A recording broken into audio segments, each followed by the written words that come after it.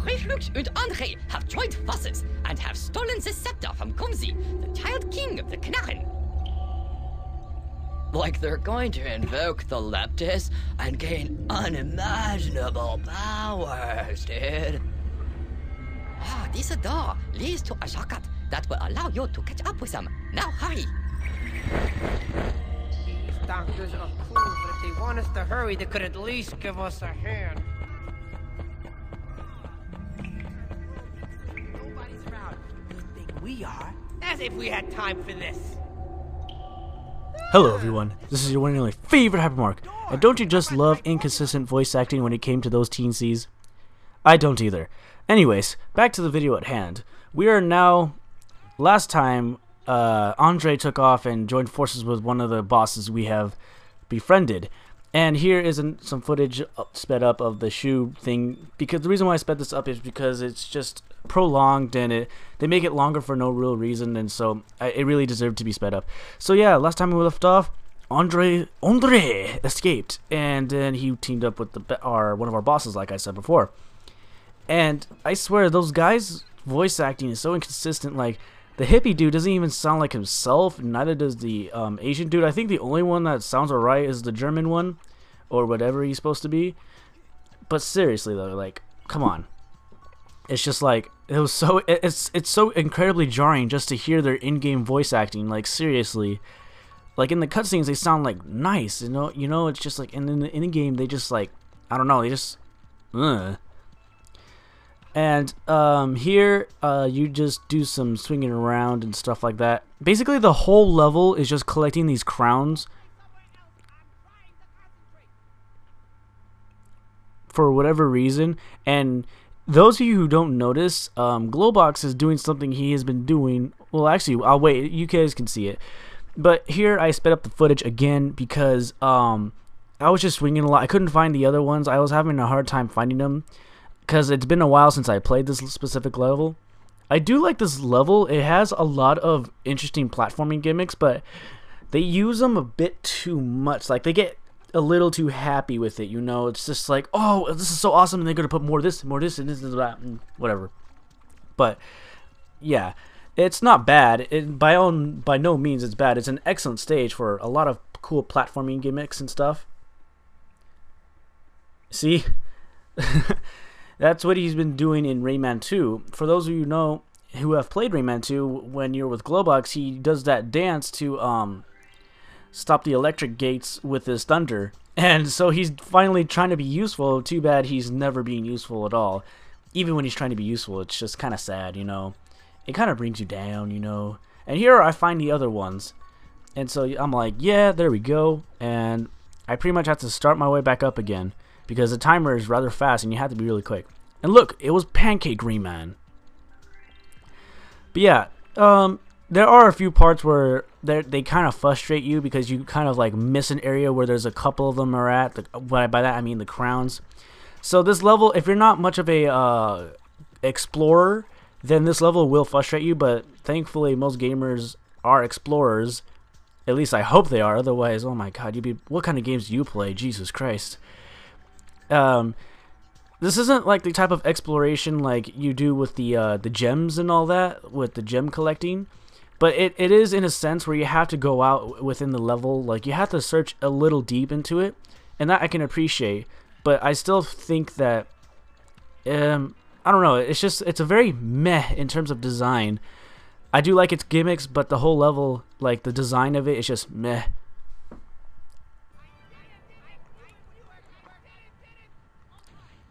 Well, double looping Glowbox for the win.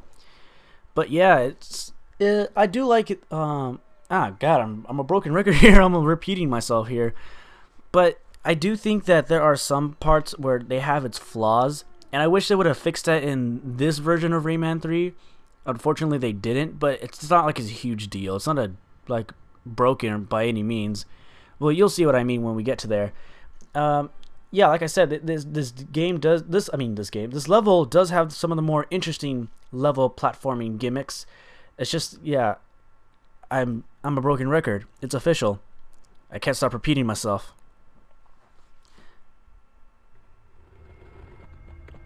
What? We're not there yet? Is this what those doctors call a shortcut? Oh. Good thing I know how to open the door now. And there goes Globox again, dancing like in Rayman 2.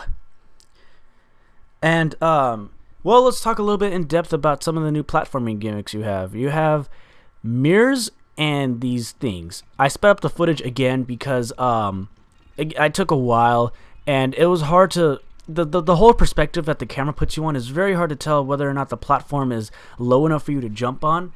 And that's one of the few problems that I have with this level, is that the camera kind of fucks you over even though it's trying to help you. Like it fixates itself so you can do your precise platforming, but they do it in the wrong areas where like you can't really tell, and your field of depth is not really like there. Because I mean, in a video game you can't really precisely make that field of depth unless if you're playing in 3D or something like that. I don't know. You know, that would be a badass idea, like putting Rayman 3 in 3D. And here is our first gimmick, is the invisible platforms, but the mirror will show us the way. And see what I mean by the perspective here? See how the shadow is just like away from that platform? If he was like directly, if the camera was directly above Rayman, then you could tell where you are. But since the camera is always angled, is always angled, and like you just gotta kind of play it for yourself to know why it's a little jarring. It's not really game breaking or anything like that, although it's a little disappointing where you're like, I could have sworn I went on that platform. But I mean, and here we have more like a 2D kind of thing. Like these parts don't seem that bad, but it does get a little annoying later, like towards the end of it, when they start pulling off invisible platforms. They have to climb upwards, and it's just kind of annoying to say the least. Like here, for example, here you have to go up, but see the camera is angled, and it's not directly in front of Rayman, or I mean directly above Rayman. And since it's not, even though the drop shadow's there and can help you out, like you can't really tell exactly if they're there or not. Like I keep on thinking that like the platform is like close enough for me to jump on, but the thing is that it not only does it go side to side, but it angles itself upward. So it leads to a lot of confusion, and it's very misleading. Although it's just like not really there all that much, but it's just a problem that I wish they would fix.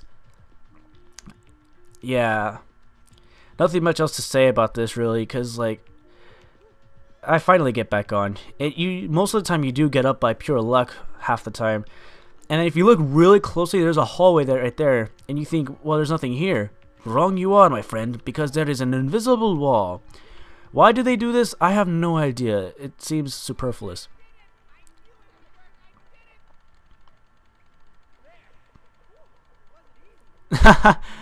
Oh man, I just love that. That always makes me laugh. Like not really like hysterically, but just like it's just a chuckle, you know? It's just kind of funny. I don't know, it seems like an internet meme back in the early 2000s or something, you know? And yeah, I don't know, it's just I kind of find that funny. And here's where we got to start doing the more fun part of this level. I think that this is more fun, like the most fun I had in the level right here. Oh, excuse me. But like I said, those mirror platform gimmicks are a bit flawed, and thankfully they're only there for a short time. Otherwise, it would be incredibly frustrating to do with. And we have another door. Globox, I want you to go do your orangutan thing and just be useless while I do all the work. And it's funny how like he says, "Oh, we're the ones doing all the work, and no one else is around to help us." Yet here you are, Globox, me doing all the work, and no, you're not there to help us out. Besides being drunk with those platforming bubbles, which I absolutely do not like at all. And what was I gonna say? Oh yeah, and I like how the humor, this whole level itself is very humorous. And what I mean by that is the level name is called The Longest Shortcut. And considering what you have to go through to get through this shortcut, it makes sense, and it's rather funny. I just really like it. It's just kind of funny, like, and I can see Globos complaining, but yet again, he doesn't do anything, so he doesn't have a right to complain. If anything, Rayman should complain. speaking of which, he never really talks all that much. Not that it bothers me. I'm just saying, like, he could use a bit of, like, I don't know, sarcastic humor, since he's done that a bit in the beginning, like in the very, very beginning of the game. And he just doesn't talk all that much. You know, I don't know. It's just that he's an interesting, like, character in terms of design, but not really in personality. You don't really get to know him all that much. I think that's the only problem I had with, like, the Rayman series in general. Like, you get to know, like, a lot about Globox. Well, by what I mean by a lot, I mean that he's a fucking scaredy cat half the time. Except for Rayman Origins, which I find a little inconsistent, but we'll get to that when we get to that game. And you do get to have, like, teensies that represent, like, different nationalities of our real world and stuff like that. Although it doesn't really happen that much. It only happens really in Rayman 3, to be honest. And here I unwittingly did a secret that I did not know. I was just, like, curious about that. And here you get a secret. I swear to God, you guys, I completely found this on accident. I would be a dick and say, like, oh, that was totally intentional. But seriously, I was just playing around with that thing, and I was like, ooh, let's play with it. And then I was like, I wonder what happens if I charge it up, and then, bam. This literally was the first time I've ever saw this, and it pays homage to Rayman 2, and you'll see in a little bit right over here, as soon as I get up there. Wrong way, Rayman. But you can see right here, it's Leah the fairy. Or in Rayman 2, Leah the Flare? And if those of you who played the original Rayman 2, you know what I'm talking about. It's just the non-revolution version. The original Rayman 2 had, like, gibberish for talk, and in Rayman Revolution they actually had voice acting. But it's funny, some of the gibberish sounds really funny, like when Globox comes in and says, I blah, blah, blah, and then, like, the text says it came from Leah the fairy, and then Rayman says, Leah the Flare? I don't know, it just sounds so funny. I don't know if they're speaking French, but to me it sounds like gibberish. Just like, same thing with Rayman Origins. And here, this is supposed to be really easy, but it turns out to be a challenge because I don't know why. It just was. I don't know. I guess the glass is slippery. Don't blame me. Blame the glass. The gaming's fault. Whatever. But, I don't know. I guess I could go on a little rant saying, why do people like the French language so much? I don't know.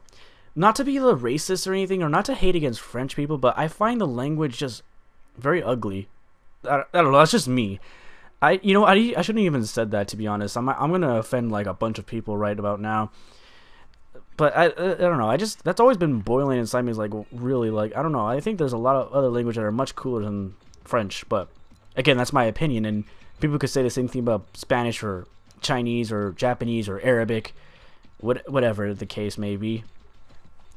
But yeah, I don't know. I was just getting a little ranty about that because, like, French always sounds like a bunch of gibberish. Like, I don't know. Oh, you see how close I was right there? I was a little mad right there. I was like, are you serious? And we slide down. One thing I don't get is, how come Rayman slides down from that? Why is it such a contrived way of not letting you cheat through the game? Seriously, you can just walk up that. But, I don't know, the programmers said, oh no, we need to make this, like, we had to force them to use this. I don't know, like if we didn't know how to swing our arms about. I guess it's for people who don't use the side swing. Cordy cake, excuse me. And, yeah, it's just, I don't know, that's kind of pointless to put there. This is what I mean by when the developers start to get, like, they repeat set pieces and stuff like that. Not necessarily, like, they do have original set pieces, but they kind of repeat them in rather contrived ways that don't really, like, add much. They just kind of are, like, there. And, I don't know, it's just, I just kind of felt that way whenever I go back to this game and then I find things that are in the very beginning or towards the very end, and, like, I mean, don't worry, the game's gonna get much more exciting from this point on, trust me. I know this is kind of boring right now, just seeing me collect a bunch of crowns and stuff like that, but it will get much better in the next part. I'll trust you that. Trust in me in this.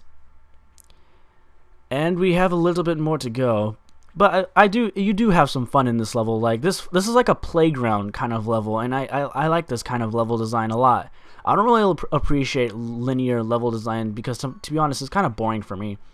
I like to explore, like, places, which is why I like Sonic Generations a whole lot, and which is why I also like dislike Unleashed in terms of its overrated daytime stages. Although, admittedly, I don't own the game. I have played it with my friend before, and I don't know, it wasn't that all that great. The speed was cool and all, but all you were doing was running down a straight line most of the time. But yeah, I mean, enough about game design. Let's get on to the topic of Pancake Rayman. No, and also, seriously though, my health has been low this entire time. I better find a health recharge area, seriously. I don't like my health at this rate at all, like, every time, like, when my health is at halfway or lower, it just always puts me on edge, even when I'm safe, because I just like my health full. And if I could, I would make my health grow even bigger. But I would have to free more teensies, and there's no teensies to free in this level, sadly. And, here I'm trying to figure out where do I go again, and I just realized that I could just take a shortcut. And I just love the Rayman's gliding ability so much. I mean, it's easy to just use it to your advantage in terms of level design, and the level is designed around using little secret advantages here and there that Rayman has with his helicopter hair, and it's just nice, you know. It's not like that thing. If anything, you are using that helicopter thing a lot, just for the simple fact that Rayman loses his momentum when he jumps.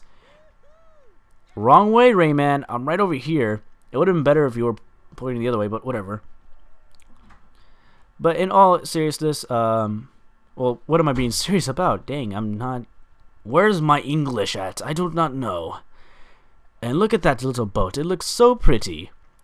But from here, the level ends, and this is gonna be your one and only favorite Hypermark. And I'm here to say peace out. Enjoy the rest of the video.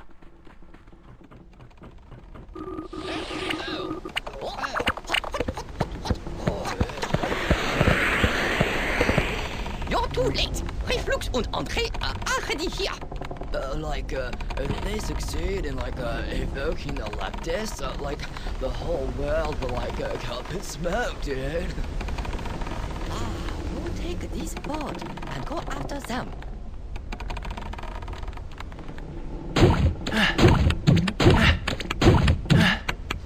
Yeah.